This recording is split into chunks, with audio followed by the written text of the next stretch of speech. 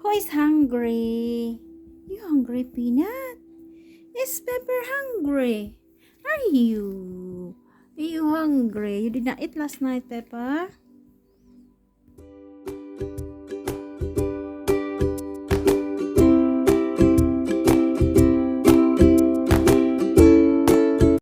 Good morning, guys. Maupay nga aga, maupay nga udto, maupay nga gabi, maupay nga kulop. Nabaliktad na. Anyway, ngayon ay Huwebes. Basta Huwebes. I think Huwebes ngayon, oo. Meron po tayong pasok, 11 hanggang 4. So, ang oras ay mag-aalas 10 na. So, tinanghali ako ng gising, napasarap yung tulog ko, which is good kasi nung mga nakaraang gabi, hindi ako gaanong makatulog. So, alams na pag nagkakaedad na tayo, naiiba na yung routine ng ating yung ating tulog naiiba na. So, hindi pati ako naghugas ng pinggan kagabi kasi pag winter dito, yung mga dito ko, nanunuyo, masakit. Tapos, may trabaho ako kahapon all day. At saka yung trabaho kasi is physical. Yung kamay, gamit na gamit yung kamay. Tsaka walang upuan. So, kagabi pagdating ko, pahinga lang ang nagluto ng aming hapunan yung asawa ko. So, ayan. So, ngayon, naghugas na ako ng pinggan. Hindi ako naghugas ng pinggan. Kaya, nakapaghihintay naman yung pinggan. Ayan. So, yung iba hinugasan ko na. Tapos, yung iba hinugasan ko pa lang. Hindi magluluto habang naghuhugas pala ako ng pinggan. Kitaan natin yung ilaw. Habang ako naghugas ng pinggan, magluluto tayo ng porridge. Ayan. Ano bang pangalan dito sa minsan guys, yung aking vlog ay waray. Minsan Tagalog. Minsan halo-halo lang. Halo-halo English, Tagalog. Waray. Minsan niya may Cebuano. Ayan. At least napapractice pa rin natin yung ating sariling wika kahit na nandito tayo sa ibang bansa. Ayan. Pagkausap ko yung aking mga Filipino friend dito, ang ginagamit namin is Tagalog. Kahit na pero minsan pag yung usap ko ay yung kaibigan kong waray, ilawin natin. Gumagamit kami, halo-halo din.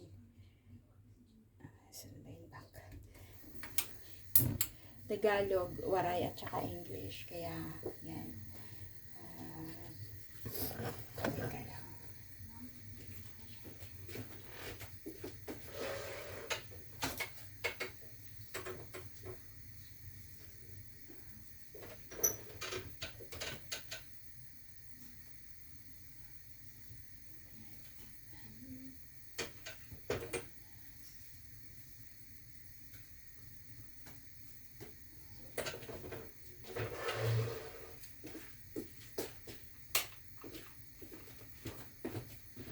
Ayan, so, ngayon ay winter dito. Parang nakakatamad lumabas. Nakakatamad. Yung ating mood. Yung mood ko ba, pag winter, parang, nag-winter din yung aking mood. Yung, bibira lang, swerte na kung magpapakita yung araw. Laging, lang. Tapos, mas mahaba ang gabi kaysa sa araw. And then, ang shortest day, yung pinakamaiksi na araw ay sa December 21. So, and then, pagkatapos niyan, mag-umpisa na namang humaba ang araw. Unti-unti na namang Ngayon, alas 4 pa lang, madilim na dito. Alas 4 ng hapon. Tas uso ngayon yung ano dito, sipon, ubo, trangkaso. Kaya nung isang araw, nagpaano ako na nagpa-vaccine ako ng ano, para sa trangkaso. Parang yung asawa ko hindi yan siya nagpapa-vaccine kasi nagkakasakit lalo siya. Hindi yung immunity, hindi hiyang sa ano, sa itinuturo. So, sabi, first time kong nagpaano nito kasi ipina-priority nila yung may mga sakit. Ako, may record ako na ano ako, na-diagnose ako ng diabetic. Kasi ang lakas kong kumain ng ng chocolate, ng matatamis, tapos, yun kasi, yun. Tapos, kulang sa exercise minsan. Tapos, mahilig sa maalat, ganyan. Asin. So, yan, binawas-bawasan ko na yan ngayon. Tsaka, minsan kasi hindi ako makatulog. Kahit na ano pang pilit, minsan hindi ako makatulog. So, yan din yung natin. Pag kulang tayo sa tulog, parang yung resistensya ng katawan na hina.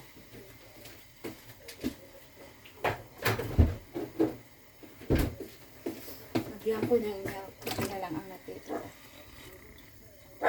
Gusto ko na yung milk. Peanut, akala ko nasa taas.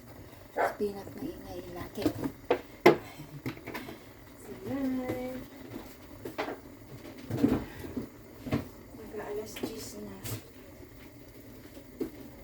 Peanut. Peanut na makulit. Si Peanut, syukur. Si Peanut may bukol sa likod.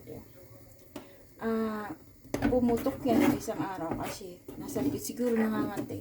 Kaya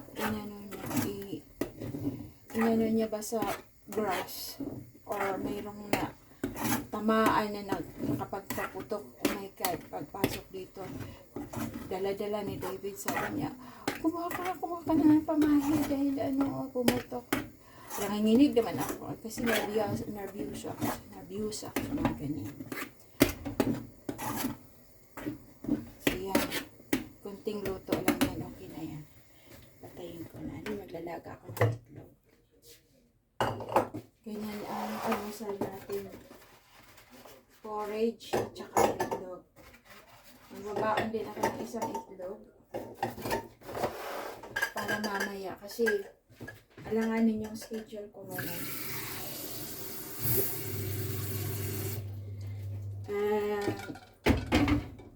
Alanganin yung ating schedule. So, nasani akong tatanghalian ng mga 2 o'clock. Siyempre yung tiyan natin pagkasanay na.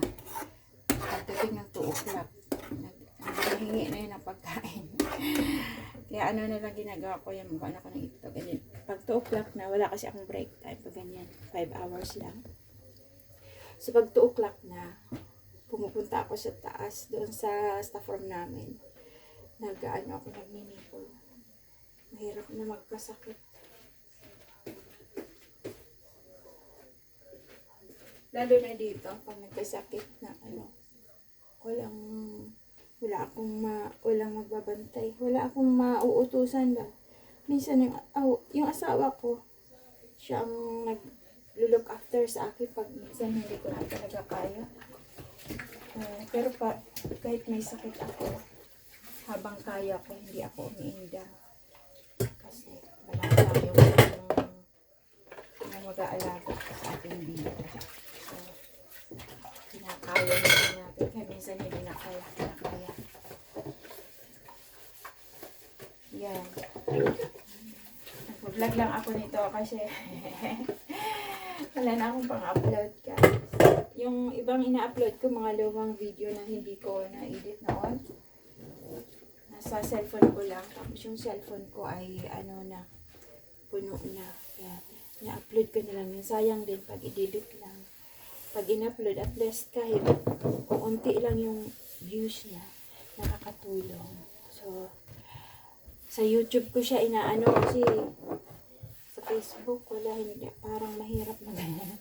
Parang mahirap. Yung iba parang nila, parang mas madali sa kanila yung Facebook. Pero for me, yung YouTube kasi yun na yung nakachanayan. Yun ang nakachanayan ko Nagtatry ako sa sa Facebook. Yun. Ang dami kasing rules. Parang hindi ko pinakaya. Lalo na dahil may trabaho ako. So, minsan napapawayaan ko na yung aking gawain bahay. Ang dami ko na pending na dapat ko sana gawin. Kasi pag nasa na tayo sa Facebook. Nauubos yung oras. Nakakaubos ng oras.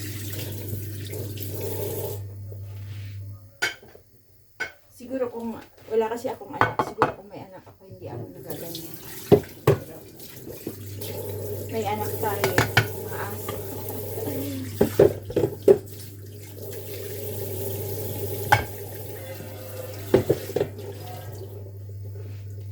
Ayan, so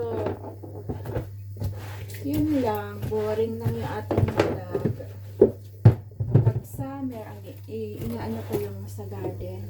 Kasi hindi tayo pwede mag-garden ng lamig sa labas. Siguro mga January, February. Mga ganyan. Or minsan pag umuwi sa Pilipinas, marami din ako mga video na nakapending. Ewan ko kung na-edit ko niyan or hindi ko na kasi siya naasikaso minsan.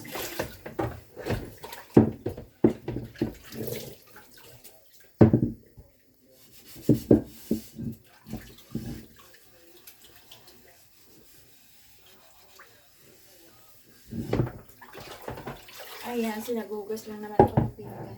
Ayan.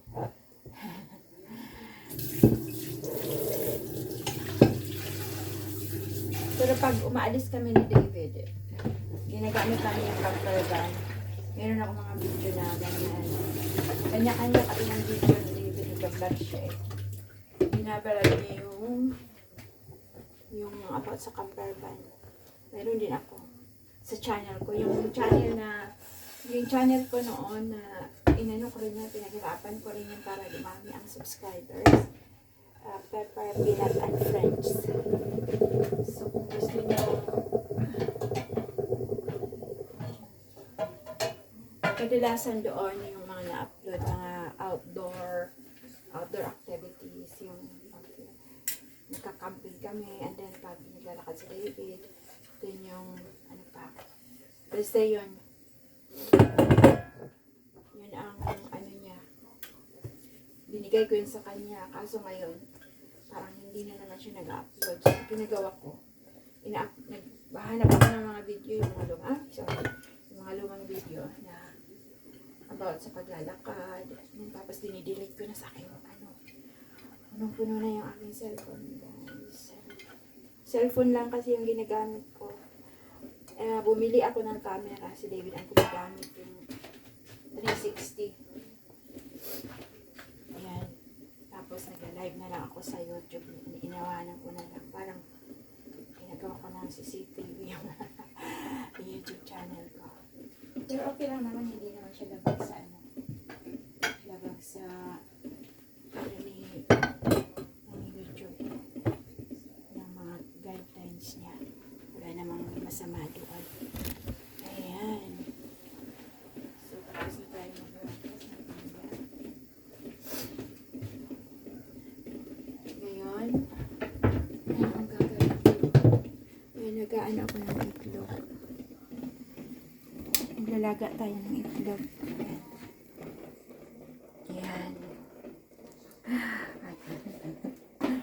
Tapos, anong gagawin natin dito?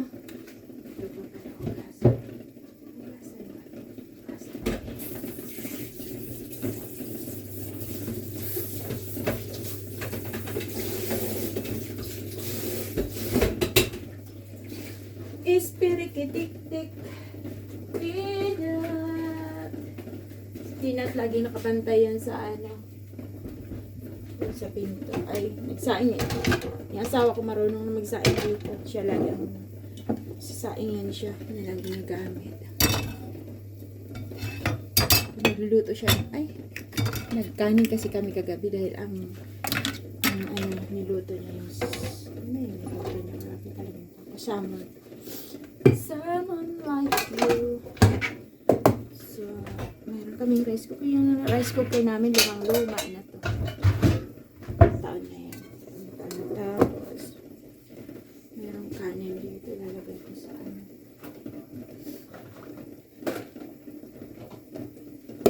Lalagay ko sa tatay. Lalagay sa tapos sa kain. Yung aso namin, pinapakain ko rin ng kanin. Si Pepper, konti lang ang binibigay ko niyan kasi maselan ang tiyan niya. Pag kumakain siya ng kanin, ano yan, sumasama ang tiyan niya. Matanda na rin kasi si Pepper. Mas matanda na ang edad niya kung ipukumpara sa tao. Kasi di ba times ano sila? Times 7. Mas matanda na siya sa akin. Mahabol na siya kay David. So yan. Ano natin? Paloyan. Sa bahay. I don't know. So, ilalagay muna natin yung dyan. Mamaya ko na yan. Hugasan. Pagdating ko guys na. So, ito ilalagay natin sa kain.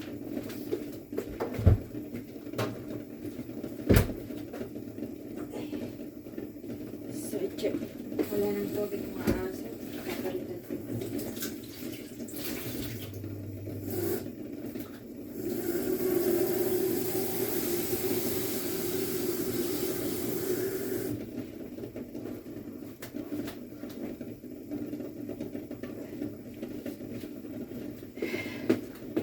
Pwede ba ito i-pause? I-pause muna natin. Mahaba na eh. Yan, pause and then continue mamaya. So yan, habang nagluluto ako ng ano, ng itlog, kakain muna ako. Alas 10 na. So, kailangan 10:30 makaalis na ako dito. Dahil ayoko malate. Ayan. So, iniwan ko to. Pag may time pa ako, magagawa tayo ng smoothie. Smoothie. Yung ano ba? Fruit smoothie. Meron akong frozen. Takpan ko muna. Kakain mo lang ako. So, ginagawa ko, ayan. And then, meron kaming, ano ba ito?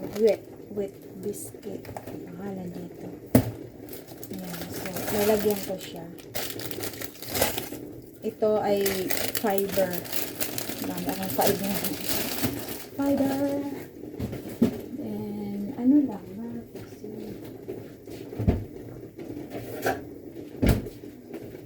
hindi, nakalimutan kong bumili ng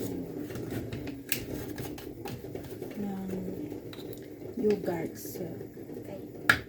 Hirap na hirap ako dito guys kasi, ayan kita nyo, nagda-dry siya dito tapos nag-split. Masakit. Grabe. Kaya, minsan, hindi ko na mamalayan, nabibitawan ko na yung aking, pag may pinupulot ako, nabibitawan ko ulit kasi dahil dito ang sakit. Sobrang sakit. Maliit nga lang siya pero sobrang sakit. So, ngayon, milk. Si baby na ang bahala sa mga aso.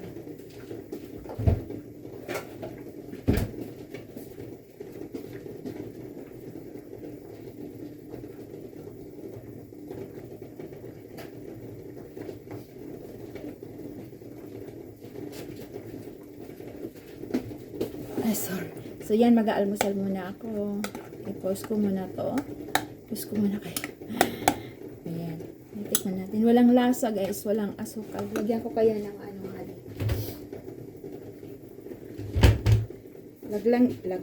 lagyan ko lang siya ng konting honey. Ayan, para magkalasa ng konti.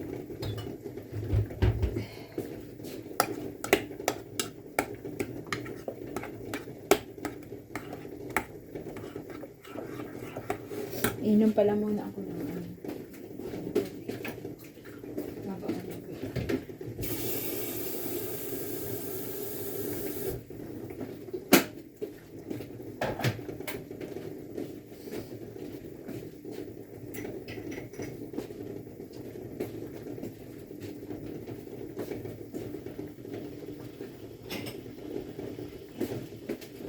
Inom Kailangan pala muna tayo ng ano, suka.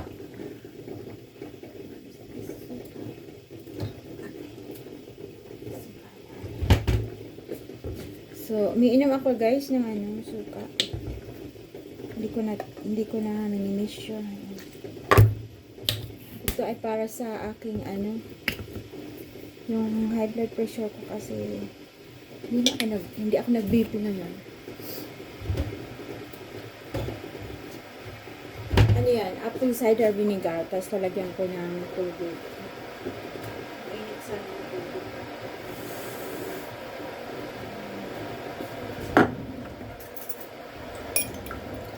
Ay! Shocker. Ang clumsy ko. Ayan. So, ayan. Parang ano siya. Kulay. Parang ihi.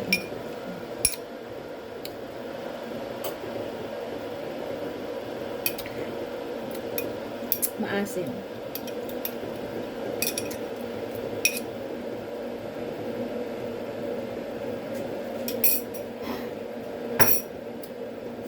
Asim. Ngayon kaalmusal na tayo kasi magbibihis pa ako. So, ayan, ipos ko muna. Ay, ito guys, walang lasa ito. Kunting tamis. So, ipos ko muna. Ayun, so tapos natin nag-almusal, magbibihis na ako dahil, ano na, 10, ano na, alas 10 na, 10:10. At guys, nakabihis na tayo. Tayo ay papasok na sa trabaho. Bye for now. See you in a bit.